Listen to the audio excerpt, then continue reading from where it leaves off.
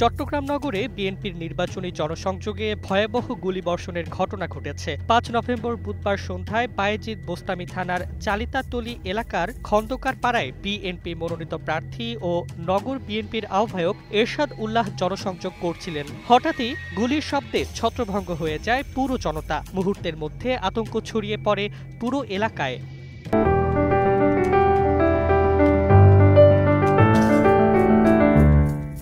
চোখের পলকে ঘটে যায় হত্যাকাণ্ডটি। সামাজিক যোগাযোগ মাধ্যমে ছড়িয়ে পড়া ভিডিওতে দেখা যায় এরশাদ উল্লাহ নেতাকর্মীদের সঙ্গে প্রচারপত্র বিলি করছেন। এমন সময় এক যুবক কর্মীদের ভিড়ে মিশে গিয়ে খুব কাছ থেকে সারোয়ার হোসেন বাবলার ঘাড়ে পিস্তল ঠেকিয়ে গুলি করে। একের পর এক ৭ থেকে ৮টি গুলি ছোড়া হয়।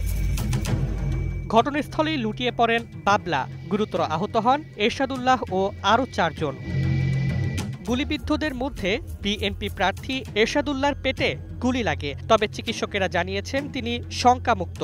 আহত অন্যদের মধ্যে ইরফানুল হকের অবস্থা আশঙ্কাজনক।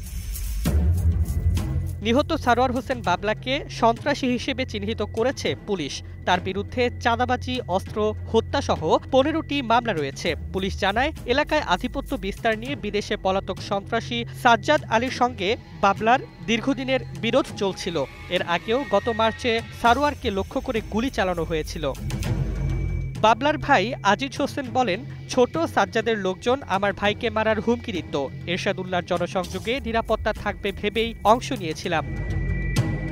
পুলিশ জানিয়েছে, ঘটনাস্থল থেকে গুলির খোসা ও সিসিটিভি ফুটেজ সংগ্রহ করা হয়েছে। হত্যাকাণ্ডে জড়িতদের শনাক্ত ও গ্রেপ্তারে অভিযান চলছে। গুলির ঘটনায় পুরো নগর জুড়ে তৈরি হয়েছে চরম উত্তেজনা ও উৎকণ্ঠা।